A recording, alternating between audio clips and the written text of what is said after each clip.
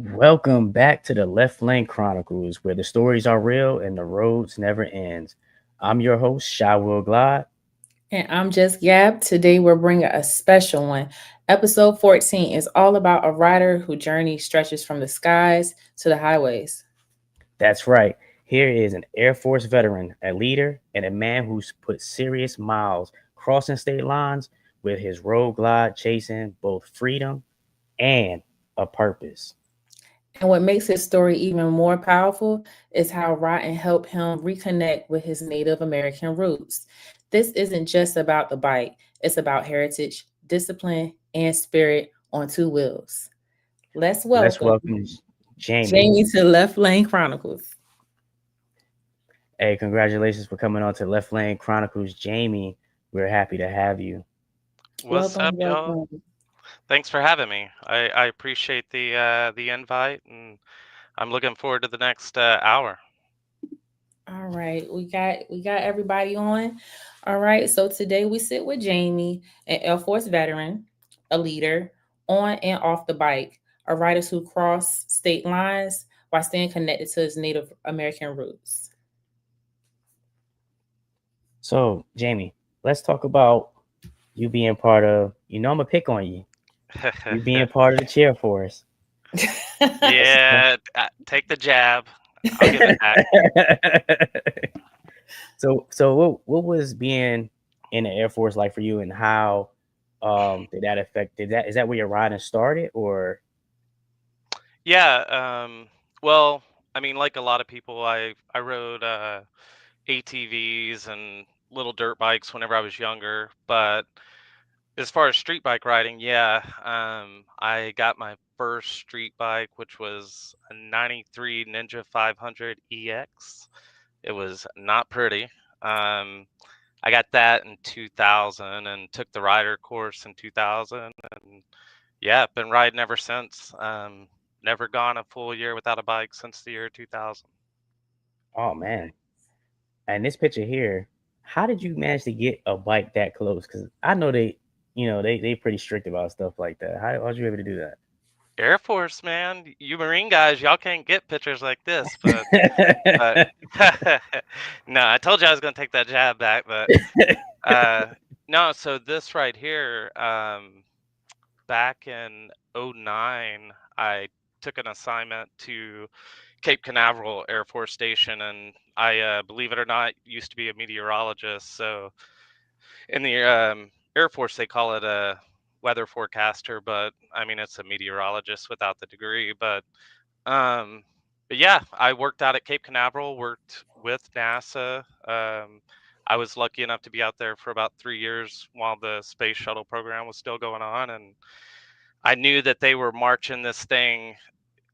If you can see in the bottom left of that picture, that's a like a 15 passenger van underneath that thing that's moving, that crawler. So it moves like, I don't know, less than a mile per hour. So I heard that it was going to be out there that morning, and I left work and darted over as quick as I could to get the closest picture I could get. Oh man. It's definitely a dope picture. Yeah, So pretty sweet pick. so like whenever you start, like I kind of, like, a lot of service members that ride and whatnot. Do you feel that that discipline that's instilled with you also like transfers into your riding? Yeah, um, yeah, I think so. I mean, if anything else, I would say like situational awareness. I'm sure you had that hammered into you whenever you were in the service, but yeah, people talk situational awareness all the time, having your head on a swivel. Um, so I think, I spent over 24 years in, and you don't spend that amount of time without building some kind of strong sense of situational awareness, especially, going downrange, so, or being deployed. So, and yeah, it just transferred over to bike riding. I mean, I haven't been flawless in my riding. I've had a couple of accidents, but some my fault, some not. Um, but yeah, it helped a lot, I think. I feel like that's part of like the learning process too, because like you said, being having that discipline drilled into your mind, it does make you see you know the world a lot different. Yeah. um and I feel like out there on that bike, there are times where there are incidents that do happen. It is because Mhm. someone's not paying attention while they're riding, or even the drivers aren't paying attention. And, it's just the people, like certain individuals don't have that attention to detail, or, like you said, that situational awareness, um, which tends to be a big issue. I feel like we have within the bike community, because I've seen, you know, like we all seen the post about bikes having incidents, and then be like, oh well, it was the biker's fault, it was the driver's fault. You know, honestly, sometimes you never know unless you're actually in that situation to see, Mhm. it for yourself and how it all played out. Yeah. I So mean, I tell people, like, especially new riders, have an exit strategy. Like, Yeah. as you're riding, I mean, it's almost frame by frame because, especially if you're going pretty quick, the scenes are changing quickly. So, like, every frame, you need to have an exit pattern or exit strategy. If that happens, I'm going this way. If Yeah. that car merges left, I'm going right. That's probably one of the biggest things that I can pass on is, like, have an exit strategy for everything. And that's also probably a pullover from the military. It's like, be aware of your surroundings, understand that there's risk everywhere, have an exit strategy. I think that's good advice, especially when you're on the road, because like Will was saying, like um, a lot of people automatically assume that all riders are, reckless and stuff. And sometimes just the driver's not paying attention. I've had it happen to me a couple of times where, I'm sitting here and somebody try to come over and you look at them like, really? And they don't Like, want to I'm look not at here. you. They refuse to look at you. So yeah, having that exit strategy is definitely a must. that's when they start looking straight. They be like, Yeah, they won't. Yeah, they won't turn their head. Like, I know you But see me. and whenever they realize, oh, this ain't a scooter, this is a 1,000-pound motorcycle that I nearly ran over. Like, Yeah. you know, so like, do you say that riding was, and not just in the military, but just in general, from you know day to day work as well? Do you say that that is kind of like your freedom or escape from the day to day? oh, for sure. Absolutely. That's it's like a sanity promise ring. I know that that day's gonna come through in a pinch. Um, yeah, I mean, if you're doing it right, you've got your mind on what's happening. I mean, you may be daydreaming a little bit about the perfect job or the perfect person in your life or whatever, um, but you got to be aware of your surroundings. Like I said, have an exit strategy, and you're not going to have one unless you're paying attention to everything around you. So, like, I just find that riding, I mean, it puts all the BS out of my mind. I'm able to focus on just what I'm doing at the time, and Mhm. especially, like, club riding, pack riding, you ain't got time to think about anything other than what's going on. Yeah. And we have Luther Williams. One, I want to say, Bobby, what's up? Hey, what's up, Um, Bobby? Luther Williams says most of the time you have to anticipate what that car, truck, or driver is about to do. You're Mm, absolutely right, Hmm. yeah, most definitely. man. I'm And telling you. if you have, that's a great point, Luther. And if you have line of sight to their eyes will say a lot. Their eyes will tell you where they're planning on going before they move that steering wheel. So, So also, I know like because I know that you ride a lot. I know how you are on the road. And we've had conversations as far as trips and stuff. And you've been up here talking about the gas station burritos or gas station food. That was you that got oh, did you get the sushi or something like that? yeah. Oh, we gotta talk about that. We're gonna come Oh back to man. Oh, I knew that. I felt that day that I would never live that down, and it still haunts me. So, you know, let's talk about like crossing state lines, because I feel like anyone that you know go from, because let's see, you started with your sport bikes, which a lot of us did and whatnot, and you end up moving your way up to the Harley scenes and My whatnot first like bike. that. So, um, and you riding the big boy right Yeah, now. that's my current bay. So these bikes are meant to go the distance and go the mile. Right. So what is some of your unforgettable rides, or if it's just one ride that you would never forget?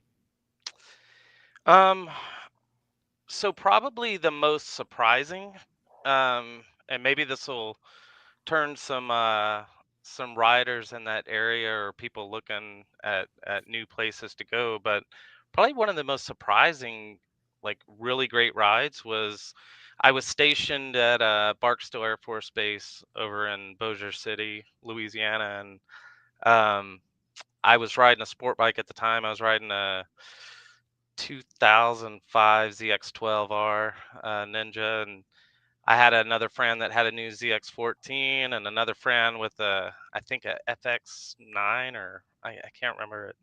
But we went up to uh, I think it's the Ouachita Mountains. It's western, or I'm sorry, eastern Oklahoma, western Arkansas, and there is a drive right along the ridge line of the mountain called the Talamina Trail, and it goes from like Tala something, Oklahoma, which is in western Oklahoma, to Mena, Arkansas. So we were staying in Oklahoma, so we took it from the Oklahoma side, and you come down into Mena, Arkansas. But man, phenomenal riding. If you've ever done Tennessee, like Dill's Gap and Dragon Tail or Devil's Backbone, like these are some good roads in western Arkansas, eastern Oklahoma. So I like to put people onto that area because you wouldn't expect it. Um, Yeah. Probably the most beautiful riding is the Black Hills, South Dakota, Rapid City, Sturgis area. You're gonna struggle to find better looking roads than the ones you'll travel out there. Okay. I have to make that Yeah. a mental note. Well, we already have some rides that we've been talking about. But I know I did ride through Oklahoma. That those roads were nice. I will say, uh, I want to be able to go to Glacier National Park. Mm, I just want to be able to take my bike through there. Um, and I want to go to Yellowstone. I have a buddy that lives in Montana, and he told me, he said, "Yeah, if you pass through here, you got a place to stay." I, yeah. plus I heard Montana is beautiful because of the sky, so definitely want to experience that um firsthand. Um, yeah, probably the ride that is on my bucket list. Like if I could leave tomorrow and go somewhere, I'd do Beartooth Pass. It's like over by Cody, Wyoming, Red Lodge, Montana area. Hmm. Um, just Google image it. You'll realize why that's on the bucket list. But that's one I haven't done that I would love to do. Hey, I say plan it for next year. What's up? All right, I let's go. I, Let's I go. hear a trip. I hear a trip plan for next year. All right. I'm So on track.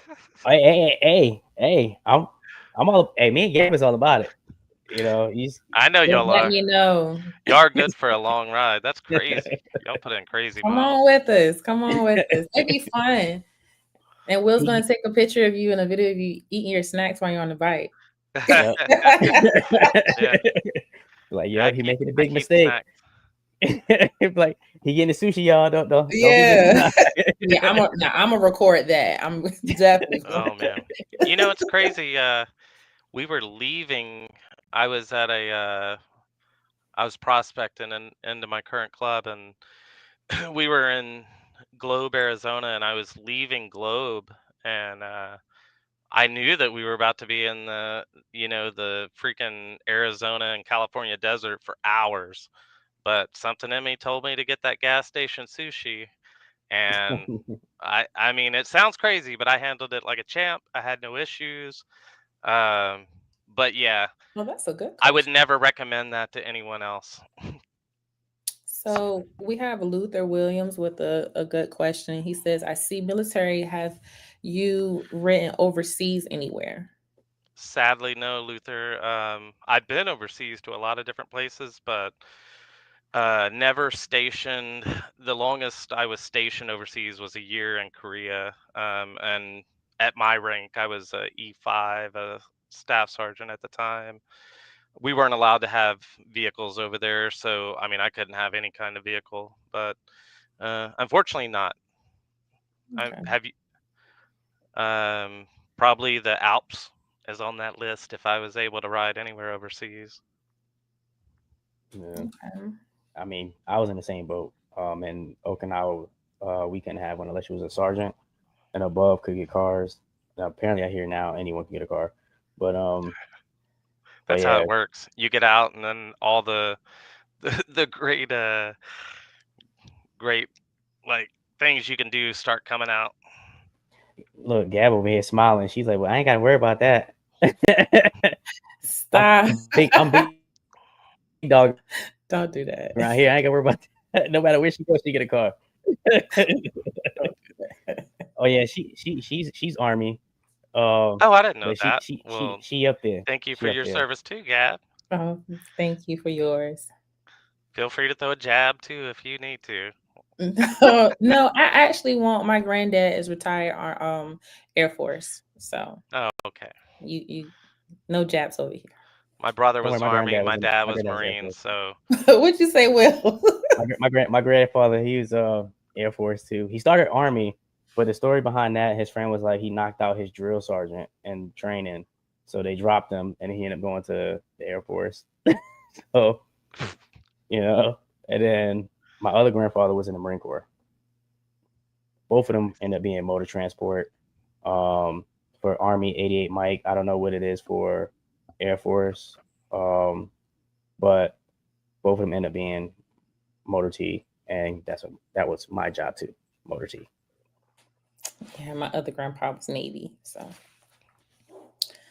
yep. Sicily, that's nice. So being that you obviously have leadership skills, tell us a little about how do you lead, if you do, group rides. I mean, obviously the you got to know the details. You know, when are you leaving? Where are you leaving from? Where are you Mhm. getting to? Um, you got to know what type of bikes are going to be in the group. You know, what size gas tank they have. If heaven forbid somebody got a sporty, you ain't making it road glide distance. So, which Definitely not. me personally, I'm okay with that because I'm on a road glide limited, and I got to be honest, like even with that seat, I'm ready to stop at an hour. Um, so I'm one of those frequent stop kind of people. So it doesn't bother me if there's a Sportster in there. But yeah, know the details of uh, where you're headed. What is there going to be gas stops along the way? I kind of scout out gas stops. I like to use Google Maps personally. I know a lot of people use Waze, and then there's some other. Uh, I'm not endorsing any of those, but but there's some other apps out there you can use. But I like to build the waypoints in to my ride. So, and my waypoints are generally a gas stop, or if you have smokers. I mean, I'm considerate of the smoking crowd, so I know that they struggle to get beyond an hour without smoking as well. So, Mhm. maybe it's not a gas stop. Maybe we're stopping at somewhere cool on the side of the road just so people can grab a smoke and stretch their legs. Um, yeah, I try to avoid city centers if at all possible, but if you're on the interstate, that's really difficult. So now I'm looking at what time are we going through the city? Uh, Yeah. can can I get us through the city at 4 in the morning, instead of 7 in the morning. Yeah. Um, and then I guess maybe the last thing is accommodations. I personally I like to stay at an Airbnb or something, and instead of a hotel, I seem to find that you're spending about the same money, and I'm getting a 4 bedroom house, so um, versus a hotel. So, but yeah, those are the things I think of. I mean, and let me put it out here, even though there's a lot of untimely motorcycle riders, but be on time, man. That Yeah. Be part, on time. Like please. that. Please be on time. Please. Yeah. Jamie, I got a funny story for you. So Let me hear it. you're gonna laugh at this. Well, I think you know this. You might not, but I was that one person when Gap first started riding. My first bike was a Sportster, and maybe the next episode I'll show y'all a picture. But I actually rode my Sportster to mile marker zero. So I was the one in the group ride. Had no idea what I was doing. I was just excited just to go across state lines. So Yeah. I was a smaller bike. So I just want to say to the people that I rode with, I'm so sorry I did not know. Hey, hey. I had There. no idea what I was doing. But I mean, looking back on it now, I'm kind of glad to say that, I did it. But it's funny when you say, you got a sports there, everybody like, man, what? No. There's people like me in the crowd that are like, yeah, man. I know I'm gonna be able to stop every hour. Man, I was tipping that little thing. I was talking No. about almost 100 miles. I love Sportsters, Crazy. especially for they make great choppers, so they're amazing. I mean, when me and Gab ride, we probably ride for about like we probably stop every like 2 hours or so, or whenever we feel like we need fuel. Like Yeah. we get close to like before, well, be a little bit before quarter. Right. Um, unless one of us Smart. like hungry or something I like that. didn't But think being on time was a thing in the biker It community. it late, it, it late, ain't late, for yeah. a lot of people. I mean, yeah. I mean, but for me, I don't. So that goes back to like the military thing for me. You know, Mm. like if you give me a time somewhere, like okay, we're gonna be here at this time. For me, it's mostly I want to be there 15 minutes prior, and I don't know why, but I still have this. I don't know. The Marine Corps really messes you up when it comes to time, because if somebody passes down, officers, to be Ooh, like not eight, you taking be like shots. be like be there at 8:30, and then you got like Young your lieutenant. E8s or your E6s and stuff like that, telling you, all right, I know that LT said be here at 8, but you're gonna be here at 7 o'clock. And then you got people who are sergeants and below. All right, I know you're supposed to be here at 7 o'clock, but you're gonna be here at 6:15. Now, why the hell did I gotta be at 6:15? So what? you know, so you kind of get like this like PTSD stuff when it comes to like time, time management, and we get it. They got to make sure that everybody's there, because even going on deployment, we had someone that was late because he was hungover, so we That had to ain't kick him. that ain't Yeah, the dude to be. yeah, So, um, for me, if you give me a time, you say, okay, 8 o'clock is here. I'm gonna try to be there 15 minutes prior to that time. You know what I'm saying? So that's just a thing for me. And if I'm late, I'm telling you right now, Lady my family will tell Will. you, my whole world, like I'm pissed because I'm Yeah. like, why the heck am I late? Like I like being on time. So or somebody moving slow, I'm like, yo, come on, come on. I get frustrated because I'm like, yo, we gotta move. Only because it's drilled in us that, hey, if you're not where you need to be, that could be someone's life. You know what I'm saying? And me Hmm. being motor transport, you had to be on time. So making time hacks was a big thing. So yeah, the Marine Corps definitely drilled that, time hack, time hack, Hey, time Lady hack. Will. So Hmm. Can we also talk about, since we're talking about time management and group rides, people, when we're at the gas station, please make it brief. We're Yeah. trying to get somewhere. I Me and Will don't have a problem with that, but I love it whenever we get to the gas station and everybody piles into this big group and they want to talk. And I'm just talking about like maybe it's the gas station that we're initially meeting up with. Like the ride ain't even started yet. And man, we got people all showing up and we're all huddling around and shooting the breeze and and then people start putting on their helmets or something or putting on gloves and somebody runs over.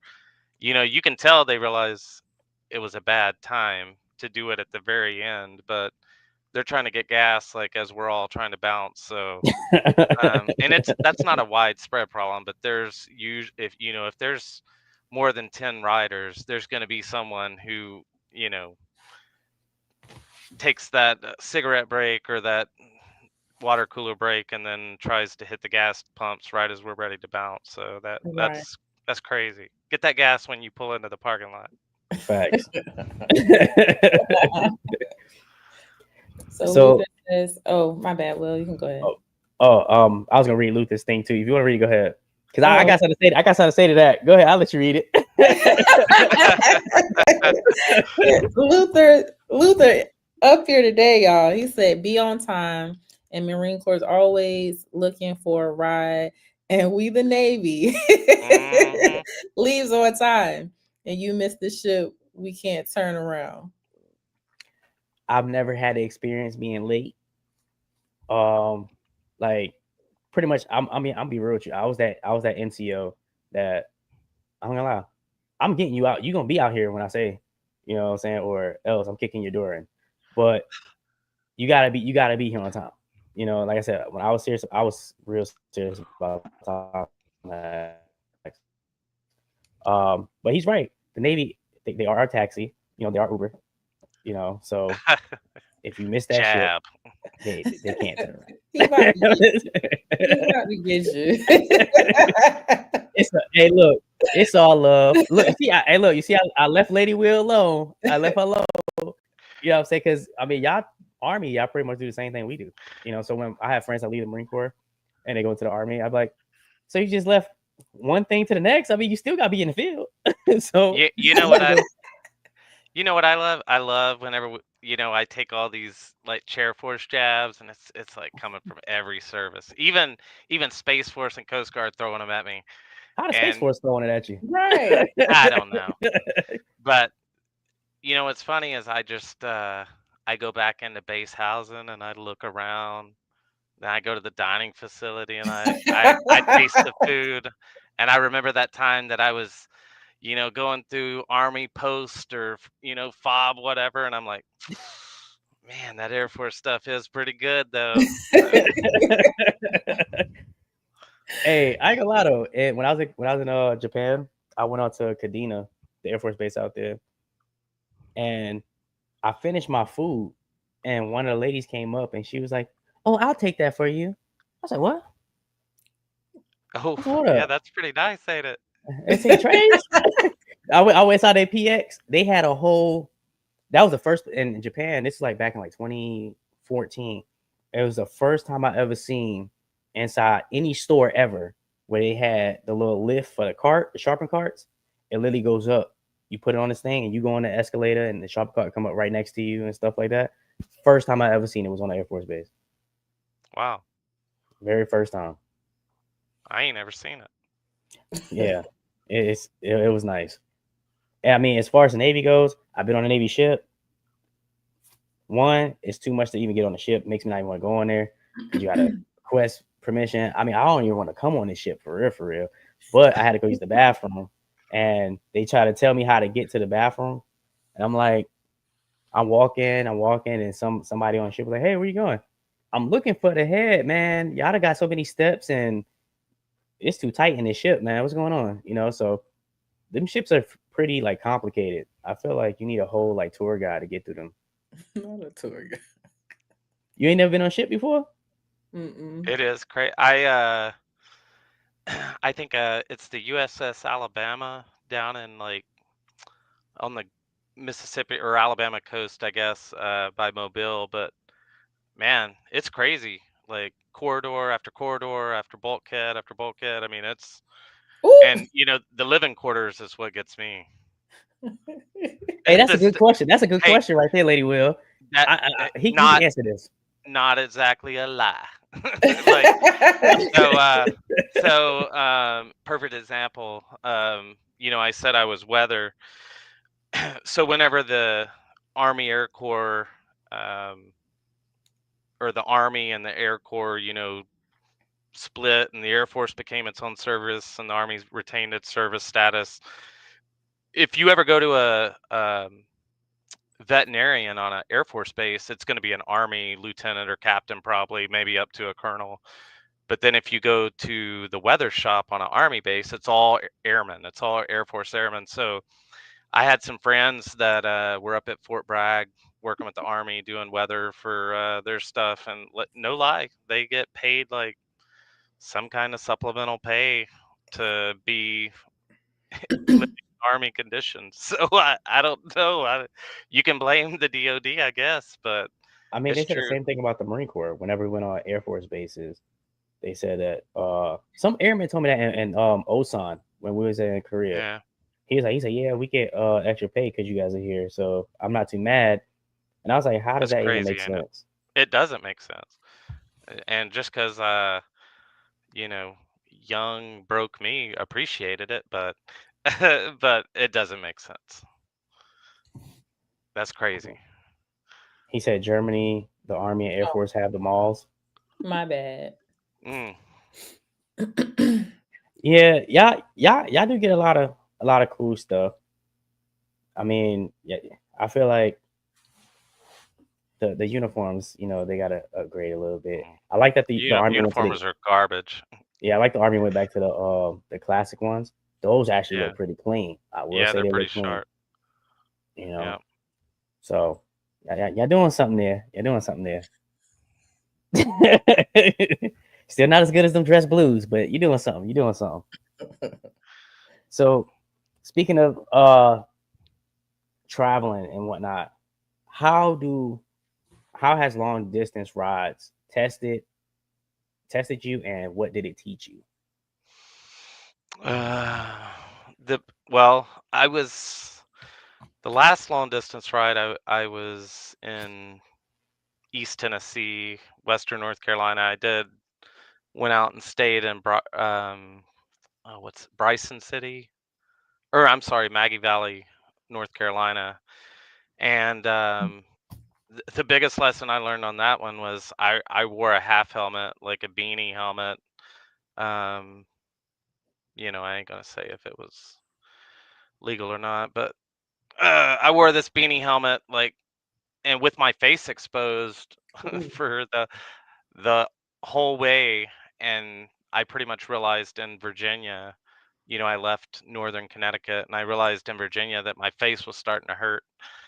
Well, that was way too late to put on the sunblock. I did anyway, but so uh, long distance rides. I mean, be aware of you know what's like. It was a bad sunburn. I'm still hearing about this stupid sunburn and how ridiculous I looked from a lot of people. Even I just heard about it this past weekend. So Oh wow. um, yeah, You it got was. pictures? If anybody got pictures, send it Yeah, to I got some the pictures. email. Look, she It's trying to get look, she trying to get the receipts. Yeah, we need receipts. Yeah, I got some pictures. I'll show y'all later. Uh, but that and just learning that, and then um, do your bike's maintenance before you go. I mean, if you're gonna be putting 2,000 miles on your bike and you're already at 2,000 miles, how about you go ahead and change the oil before you go? You know, um, that would be probably my biggest recommendation. Check your tires. Like, it's insane what a full day of like hot highway riding will do to your tires. You may only travel 1,000 miles. Well, not only, but you may go 1,000 miles in the heat of the day over the course of a couple of days, and it or in one day if you're you two, but it chews up your tires crazy. Like, yeah, I believe y'all can knock it out no problem. It may take me 2 days, uh but yeah, that's probably the biggest thing. I mean, have a good time, enjoy it. At least you're not so at work. so I guess with speaking on like riding and things that you're learning, would you say that riding connected you, you know, to your roots, your native roots as well? Like, when did you start, learning more about, your Native American heritage or your indigenous heritage? Yeah. So, whenever I was younger, I had heard that we were Cherokee, but no one ever had an explanation for how, what the lineage went back between. I didn't know if it was from, I had assumed it was from my dad's side, but I grew up in East Texas, and um, if you're familiar with at least the Eastern Band Cherokee, and then the Cherokee tribe that is in Oklahoma post Trail of Tears. Um, there's not a lot of Cherokee where I'm from. It's more Choctaw and Caddo Indian down that way. So I didn't know much, and um, I think it was about a year ago. I finally decided to throw a lot of money per month for a good version of Ancestry. And on my mom's side, I was able to find out that I indeed had Eastern Band Cherokee lineage, and my grandmother and her husband, which appears to be a white man. I don't know what that relationship was like, but they were both murdered in Louisiana. Like, I'm assuming, you know, on the route with the Trail of Tears, because this was like 1837, which was right in that period. But so that's how I found out. But even before then, I had already been connected, like with, uh, I'm in a club. I'm in an indigenous based club, and I had already been involved in it before I found this out. So I find I'm a fan of history in a big way, and I just find it very amazing and inspiring and like uplifting to see a tradition and language and values and morals and spirituality and whatever that may be. I just see a lot of that's pretty inspirational to me, and I want to support those kind of causes. So Mhm. I got involved a while back, and ever since I found out that was in fact my heritage, it's kind of just pushed me into it a little bit deeper. Yeah, and I feel like a lot of people here, um, in America don't truly know their roots because a lot of the older heads that were here, um, they either didn't care to share the history, or as younger people, we didn't care to ask. Mhm. And for me, I actually had the conversations, with my grandma who passed. It was last year she passed. I swear my years blend. I try not to think about a lot of stuff like that when I lose those people, but Yeah. because I try to stay out of the emotional realm of things. Mhm. Um, but my grandmother, she is Trinidadian, um, and my mom's father is Mohawk Indian.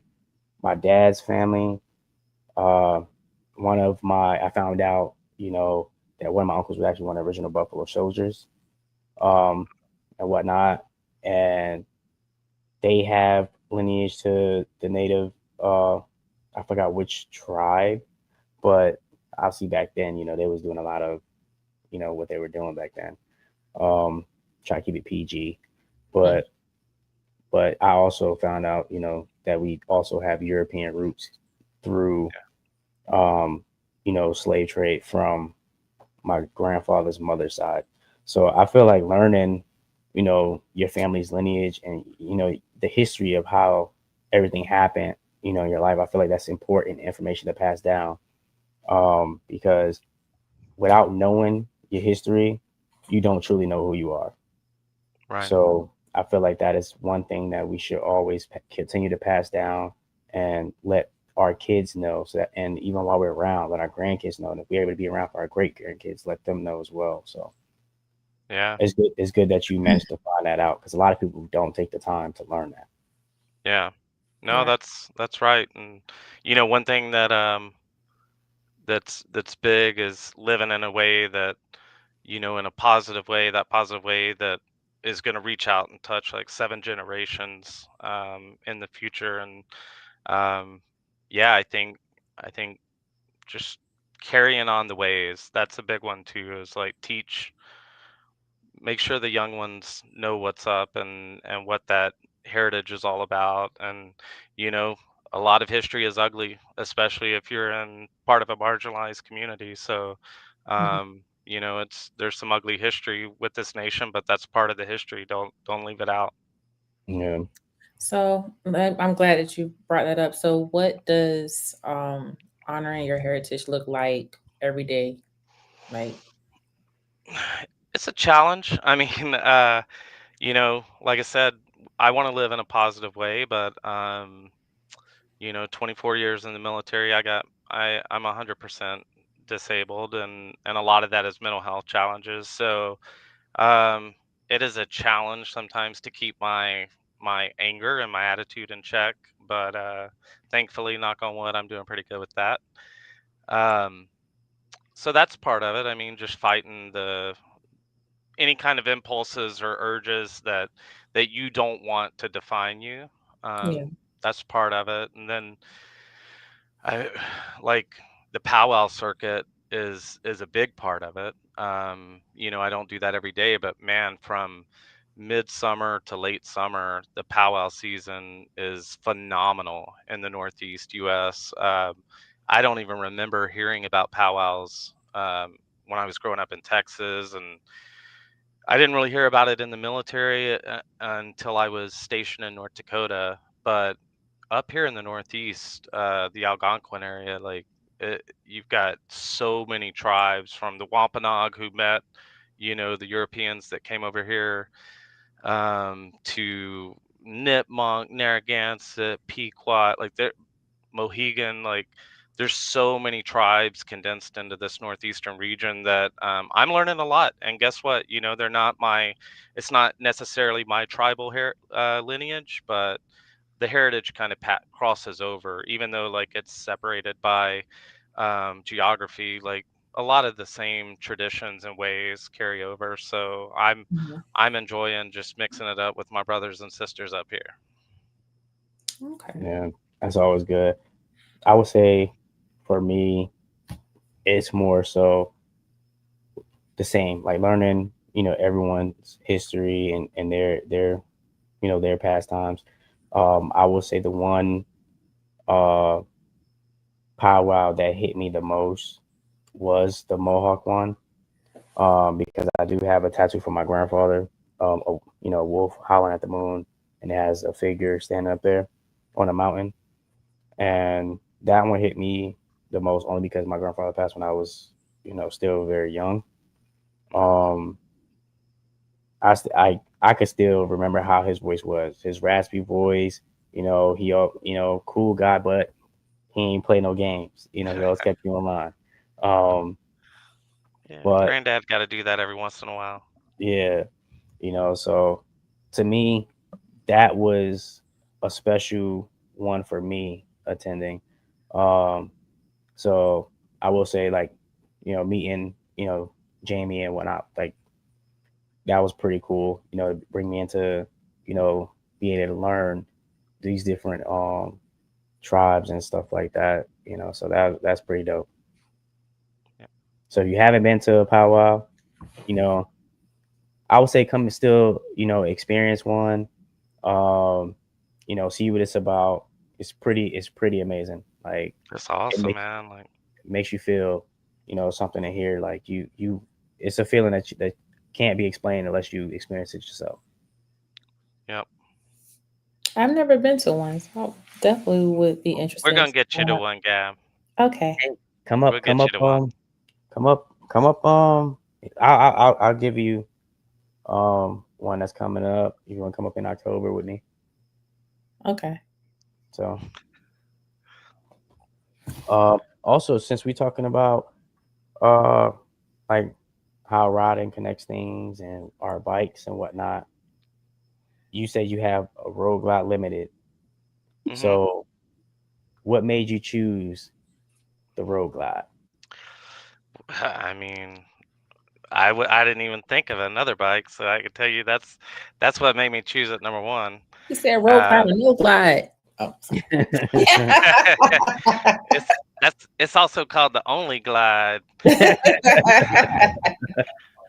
No, like that is my fifth road glide. I've had an 09, 12, 13, 18, and this 23. I think So we have a picture of you. Yep, there you go. that's my 09.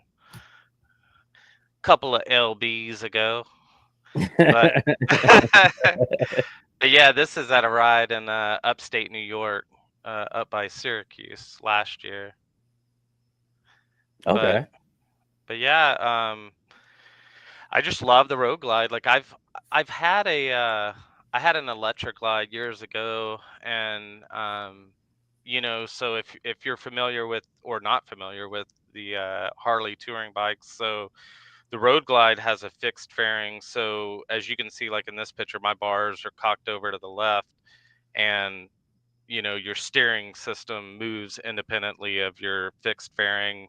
It's the opposite for the street glide and the electric glide. So as you turn your bars, that fairing's going to turn with the bars. So um, I notice, I mean, there's no difference between the bikes other than styling until you're doing 70 or above and you go to pass an 18 wheeler, and right as you come up to that 18 wheeler's grill, you get that wind buff that it's pushing out ahead of it, and it hits your bike, and it's not going to wreck you if you're on a street glide, but you'll feel it in your bars a little bit, where on the road glide, like, it just cuts, like, your bars ain't moving from that wind, and it's a great ride and bike. Looks good too. It sure Yeah. does. I can't wait to get my stage two put in. I think I'm gonna do that during the winter time. I already got the quote and everything for it, so I think I'm gonna do that. Get it dyno. It should be good Mm, to go once for next year. Let's just say. yeah, yeah, that's my winter project is a torque cam. Yep. I don't know what I'm gonna do to my bike yet. I just know that I need a new seat and some lowers for sure. I'm tired of rocks hitting my legs. The lowers help. This is the Yeah. first bike I've had lowers on. It real or well, the electric glide had them. It helps. Well, I would say the lowers would actually help as far as that wind buffering on your legs too, because I get a lot of wind buffering on my legs, and I feel like that also plays a factor in being fatigued on the bike sometimes too. Hmm. Hmm. But I mean, I still push through it. But I feel like once I get the lowers on, 'cause I got the bar for it now. But once I get the lowers, I feel like that'll hide a lot of that wind, block a lot of that wind from hitting me. So It's good for wet riding too. Like, even if you know how the road, even if it's not raining and the road's wet, you still get that blow up Yeah, from the cars in front of you. It blocks a lot of that rain, so it keeps your shoes, your boots, whatever you're wearing, and your legs pretty dry. that's definitely true. I had that happen when I went to Louisiana for GQ's event. I was riding with two gentlemen to a Harley in New Orleans, and it drizzled, like it was like little spots of like rain, and they had lowers and their pants legs were dry, and mine was like wet. It Mm. dried eventually, but so I was like, yeah, it's time for me to get some lowers. So that's probably gonna be the next thing I do. yeah, I think also I see here he got the floorboards for the passenger. I need to get those because those little pegs I got. Yeah, no. Oh Yeah, yeah, I Mama gotta work on appreciates that. those, and I don't know if y'all can see it. I got a set of those elbow. They're like armrest on the back there too. So she loves those. They can kind of move around with you. So those are good additions for the passenger. Okay. Luther Williams says Rappahannock Indian Tribe Powwow, October 11th through 12th, 5036 Indian Neck Road. Is that pretty close up here? Or? Nah, I don't No, think so. that's No, no. That's what's that? Only time I hear Indian Neck Road, I think of Virginia. Yeah. Well, is that where's that at, Luther? What state? I want to say Virginia. I want to say Virginia. That should be down there. Well, that Rappahannock. tracks. Luther being Navy. That's like that's where I'd be if I was Navy. There's everything around there. Like, there's a ton of services and stuff there. Yep, Yep. I was right. Oh, okay, yeah. Yeah. That tracks. Yeah, I was about to say Rappahannock. Yeah, that's down there. Uh, unfortunately, there's the one in New York that Yeah, we'll be has doing Indigenous People Days ride is that weekend in New York, and I can't something Island. I can't remember the name of it. Randall. Randall Island. Yep. I've never even been there, and I'm a New York native. I've never been there. So Well, it'll be our first time together. yeah, it looks like a good spot, honestly. Yeah. So we actually, I think I was looking at the route going down, and you actually pass it. You Oh, to pass get it, to where we're yeah, headed. and then you come back up. Yeah. So it's pretty cool. You can actually see it. I think you can see it from the highway, honestly. Well, let's hope for some good weather that weekend. Do a do a He said, I'm gonna do a rain dance for that one. Oh yeah. So hey, what sun dance? Let's do sun gods. And we're always like, one sun, do sun gods. All right. So I do have to say, um, for your go-to riding song, what is your favorite song? Hmm. Um, if I got to be somewhere fast, I listen to Rage Against the Machine or maybe Pantera. It's like metal rap, something along those lines. Everyday riding, I usually listen to hip hop. I like new and old hip hop. I'm in my mid 40s, so uh, it could be 90s, late 80s, early 90s, mid 90s hip hop. And then I like newer rap too. So that's probably like my that's what's probably going on my radio if you ride beside me. But yeah, if I'm needing to get somewhere quick, it's usually heavy metal, and I don't know why. It just helps. It's just well, music naturally like changes your mood. So something mm, that's more like that is gonna get your heart rate going. It's gonna make you wanna, you know, go and go, go, go. For Yeah. me, like I've mentioned in our previous podcast, for me, it's the weekend or I'm listening to like some Kid Cudi if I want to just like ride and vibe. Um, Kid Cudi is also, Yeah. one of those guys where it's like, yeah, it's stoner music, but hey, it's he got a chill vibe. Um, and I would say I do have a few. Like, if I do listen to any type of like rock, I would say like it'd be like I still listen to Linkin Park. Not gonna lie. Yeah, nothing wrong with Linkin So Park. and I think I got one song from that German band, uh, Du Hast. I probably listen to that, let that play. It gets you going. Um, but yeah, other than that, I mean, my playlist it switches. So you may hear some R&B, you may hear some hip hop from the '90s. young folks are young. That's what it is. Hey, hey, I'm not the only one. I start Hey, look, off with hey, look, I got some jazz too. I got some Boney James. I you ain't got, I got I got. no jazz. I ain't even gonna defend myself. I appreciate being called young. Thanks, Luther. Listen, I got some Kenny G on the phone. I got some Boney James. You know what I'm saying? Trust me. Yeah. Hey, I still listen to. I play my encore. You know what I'm saying? I still play all that. Some Al Green. My Well, grandpa. city sometimes, Listen. You know what I'm saying? Some Secret Garden. Hey, my grandparents. Like, so my dad. A lot of times, like his job would take him other places. So Hmm. he would go like Germany for work or the Gulf of Mexico, or he just travel. So my grandparents, I would be with them, and I would ride in the truck. My grandfather was a truck driver, and I would ride with him in the truck. Um, my grandmother, she's from Jersey, so she'll play her music and stuff, and we be out there, and I'll be jamming with her. So I grew up listening to some good music and whatnot. FNX Moto, 35th annual Great American Indian Exposition and Powwow, 2025, November 1, Early 2025. November. And that's in Richmond International Raceway. Thanks for Hey sharing man, that. don't tip me because I'll make a trip. I'll make a Yeah, trip. seriously. I'll Seriously. make that ride. I mean, Richmond is Well, only y'all like, come on down. hey, Richmond's only 8 hours. It's only seven. No, it's like 7 hours, seven and a half hours.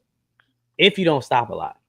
Me, I kind of only I gas and go. So a lot of times, if I do sit there for a little bit, it's because I'm snacking on something, but I don't eat until I get to my destination. Man, I'm eating off on the Ooh, bike. I'm a big dude. I'm eating. I'm snacking on the bike. Oh, we know. If y'all want to see Gab snacking on the bike, just go to my last video when we went to Detroit and St. Louis.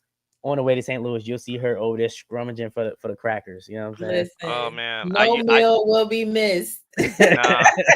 I'm like that Snickers commercial, where you ain't yourself till you get a Snickers, because Yeah. I get hangry. Like, I'm hangry. Yes. I do want to Well, tell Luther, I had a 2020 Indian Challenger myself. It was a good bike, really fast, ton of power. I mean, what he say? That's me Can't too. eat while Can't riding. eat while riding. See, like Come on, well, Luther. if It's I not do, that like, I bad. snack on little stuff. So I snack on little things when I'm riding, only because I know if I eat something heavy, I'm gonna get sleepy. Mm. Excuse me. So I want to make sure that I keep something small in my stomach, and then I just keep rolling. You know, a lot of people think that you need to be piling yourself with food to keep going. No, you don't.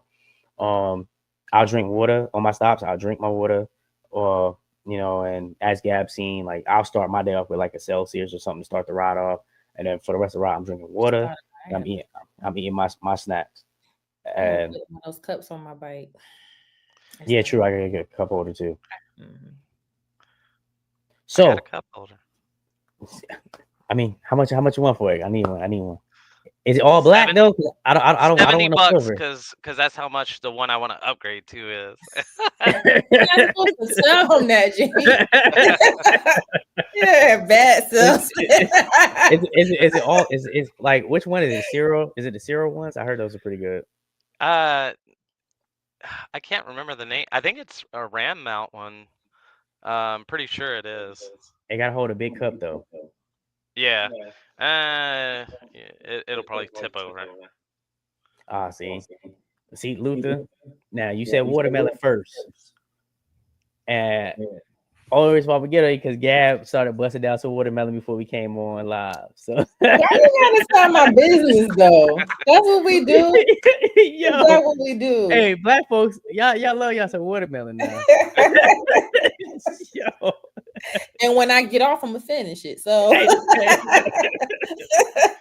Me personally, I mean, look, I may lose my black card for saying this, but I rocks with the cantaloupe, but I don't really care for watermelon. That's What? look, Watermelon's way what? that's way better than cantaloupe. I don't I don't Way I don't better. I, I don't like watermelon. Even as a I kid, like I it's just love never it. my thing. It was just never my thing. Mm, I'm So sorry. so all right, I want to say this. If you had, because we run out of time here. I don't mind going over. Everyone's having a good time.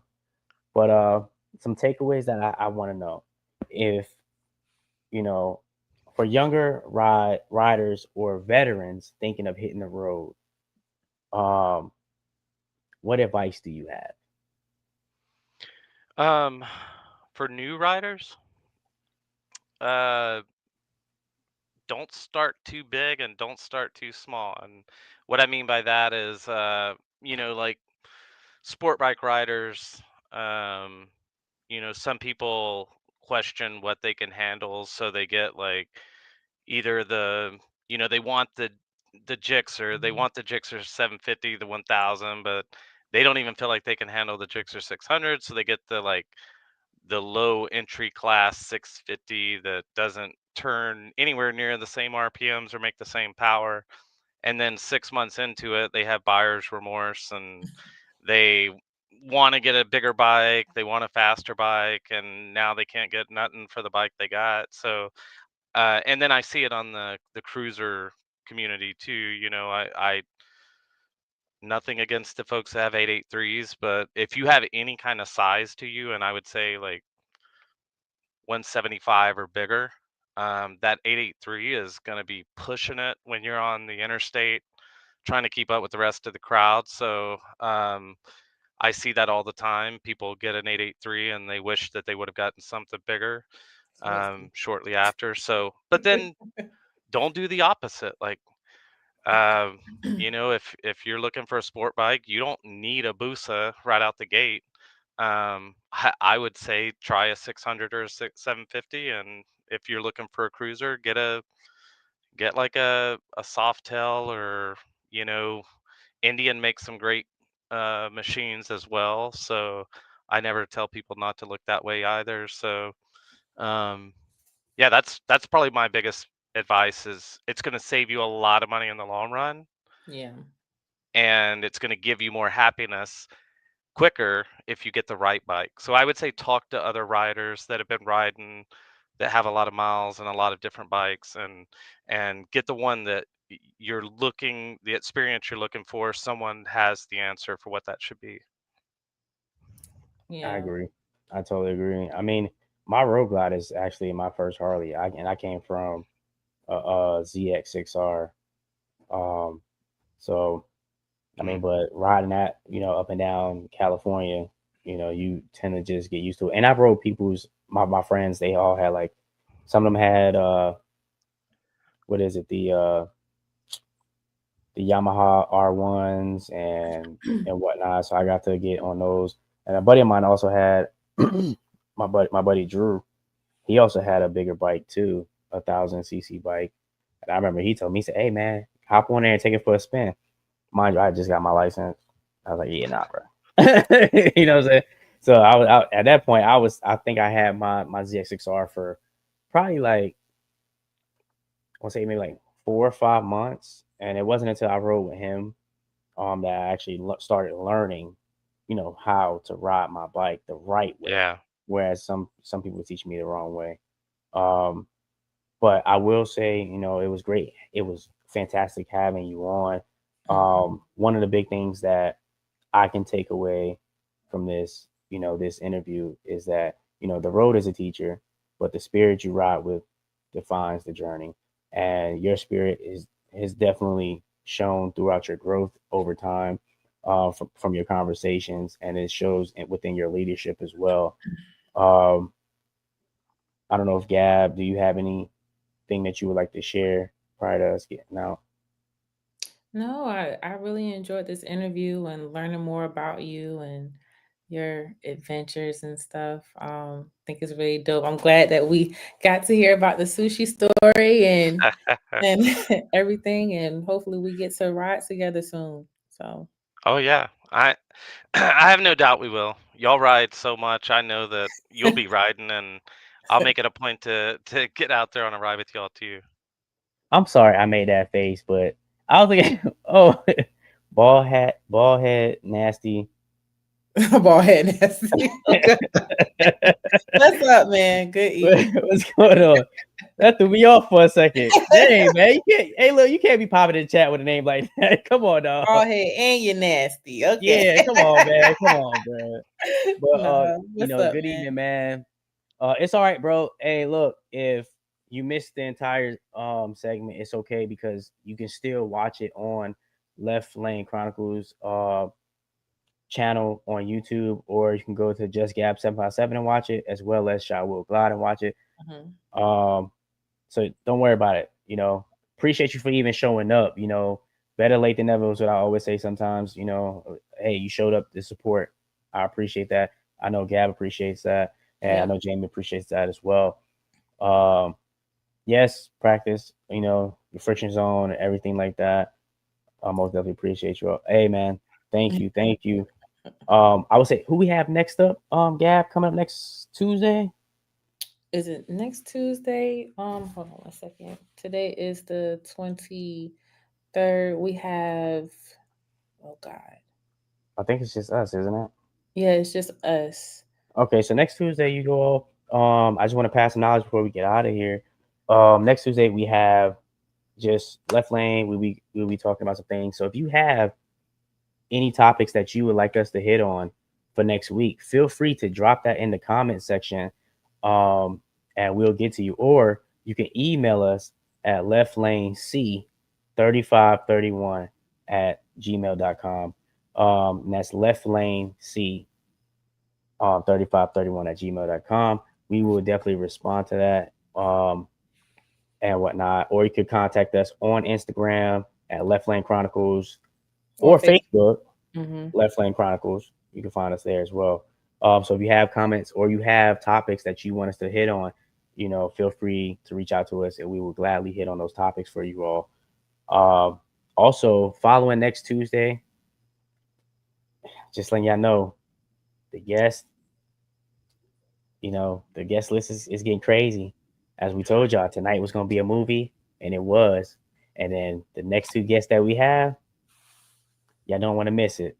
I don't know. I don't know if we should let them know who we have No, next. we're gonna wait because You can make a wait. we need them to come to Left Ooh. Lane Chronicles Facebook and Instagram for the latest and greatest. Can't tell you everything Oh here. Y'all got man. to come on our social media, follow us, like, comment, subscribe, so you will find out who is coming on next.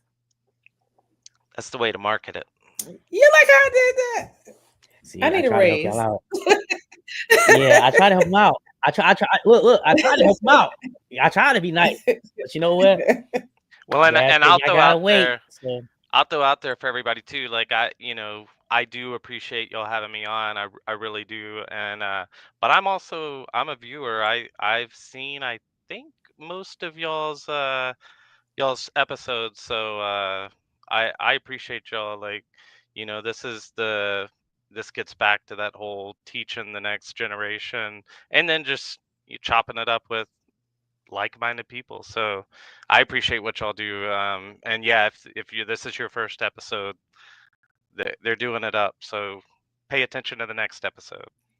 Thank you. Appreciate that. All right, you all. We're gonna sit here and say our farewells because, well, not farewell because we'll see y'all next Tuesday. You can see my live on TikTok. I go live every day, usually at 2:30.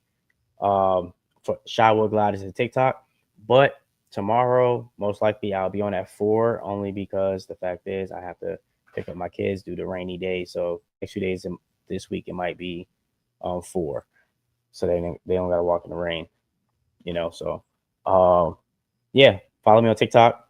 You see me on live, feel free to reach out. Follow if you're not a follower of Gabs, reach out to her at Just Gab on YouTube, Just Gab 757, and I believe it's the same for TikTok as well. Yep, it is Just Gab _757 on TikTok and on Instagram. Of course, make sure y'all follow me on YouTube if you haven't. I just dropped a video. Big shout out to Eagle Lights. I did a review, so y'all go check that out. Got a lot of stuff going on. I want to shout out really quick everybody that came out to my meet and greet this past weekend in Columbia, South Carolina. I was at Thunder Tower. Had a really good time. It was a little bit of storm, but we still had a good time. And the next location, which is the last location for my meet and greet, will be next month, October 25th. But you got to follow me on the social so y'all can get all the details as well, because I'm not going to tell y'all everything tonight. So, but yeah, that's the news that we have. Make sure you follow these social media accounts. Share it with your friends. Hit that bell. I'm telling you, hit that bell. You don't want to miss these next interviews.